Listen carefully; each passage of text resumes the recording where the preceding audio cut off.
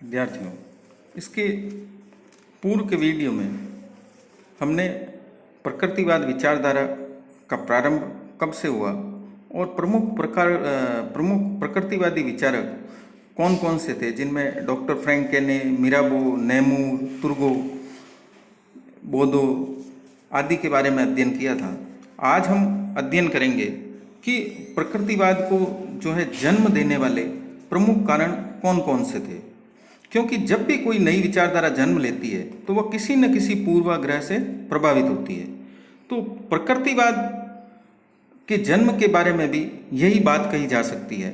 Europe में लगभग 300 वर्षों तक वणिकवाद का बोलबाला रहा और इस व्यवस्था से लोग तंग आ चुके थे, क्योंकि इसमें व्यक्ति की स्वतंत्रता को महत्व नहीं दिया गया था। फ्रांस के नए विचारक वणिकवाद की बहुत ही भयंकर रूप से आलोचना करने लगे थे और व्यक्तिगत स्वतंत्रता को बढ़ा चढ़ाकर आंकने लगे थे। उनके ये विचार धीरे धीरे सभी जगह फैलने लगे और विशेष करके इन्होंने किसानों का समर्थन किया, इसलिए उन्हें किसानों का समर्थन भी मिला। आगे चल करके अनेक बातों ने वणिकवाद को समाप्त कर दिया और वणिकवाद की जली हुई राख में प्रकृतिवाद का पौधा पनपने लगा। कुल मिलाकर के वणिकवाद की बुराइयां ही प्रकृतिवाद के जन्म के लिए उत्तरदायी थी।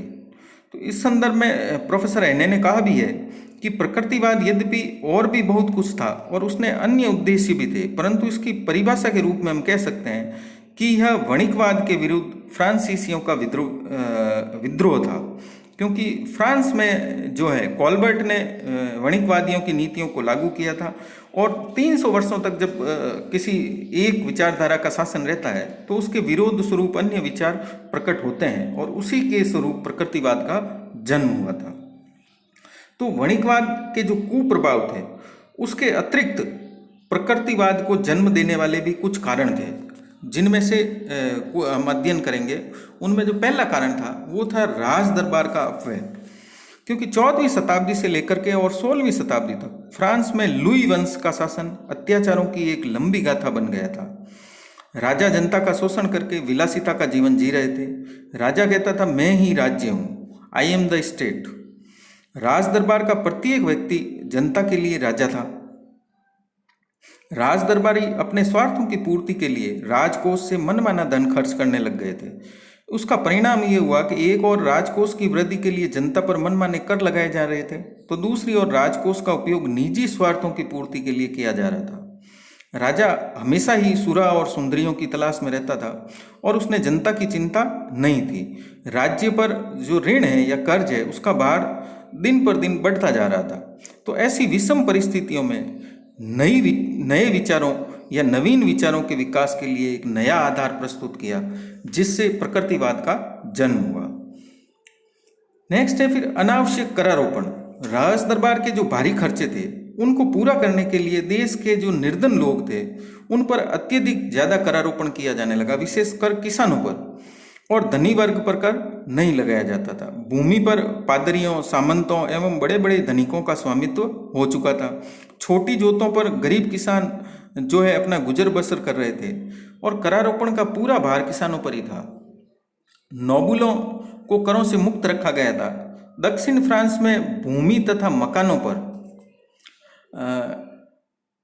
टाइल टाइल नामक प्रत्यक्ष कर लगाया गया। तो व्यापारियों और किसानों ने उनकी आय का 50% भाग करों के रूप में वसूल कर लिया जाता था। यहाँ तक कि घटिया से घटिया नमक पर भी कर लगाया जाने लगा। किसानों की उपज जो थी उसके दाम काफ़ी घट गए थे और वे उस अनाज को विदेशों में नहीं बेच पा रहे थे, क्योंकि निर्यातकारों ने विदेशों में भी अनाज के दाम बढ़ा दिए थे। फ्रांस का किसान एक और करों की चोट से घायल था तो दूसरी ओर वह जमींदारों के अत्याचारों से भी भयभीत था। फ्रांस में जमींदारी प्रथा निर्दयतापूर्ण कार्य कर रही थी। किसान उनके क्रियाक्रमों से ऊब चुके थे। सरकार के द्वारा किसानों और व्यापारियों से पुल व पथ का कर वसूल किया जाता था। कच्चे माल से लेकर के निर्मित माल तक अनेक बिंदुओं पर करारोपण किया जाने लगा, जो वस्तुओं की उत्पादन लागत को बढ़ा रहा था। फ्रांस के इस अनावश्यक करारोपण के प्रभावों का जो परिणाम हुआ उसका उल्लेख करते हुए श्रीमती हिक्स ने एक स्थान पर लिखा है कि रोमन साम्राज्य के पतन का कारण त्रुटिपूर्ण ढंग से गठित और विस्तृत कर प्रणाली थी।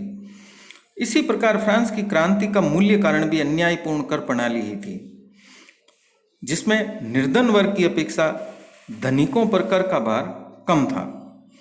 तो इस प्रकार से प्रोफेसर हिक्स का मानना है कि जो फ्रांस की जो क्रांति हुई उसका प्रमुख कारण था अन्यायपूर्ण कर प्रणाली।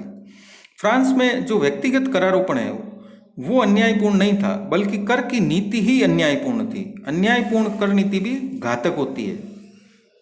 तो इस प्रकार से जो कर की प्रणाली थी, उस कर की प्रणाली ने भी वणिकवाद को समाप्त करने और प्रकृतिवाद को जन्म देने में महत्वपूर्ण भूमिका निभाई। नेक्स्ट था फिर वणिकवादी नीति, क्योंकि फ्रांस में जैसा कि हम देखते हैं कि कॉलबर्टवाद के नाम से उसे पुकारा जाता है, और संपूर्ण फ्रांस वित्त मंत्री कॉलबर्ट के आर्थिक नियंत्रणों से त्रस्त हो चुका था।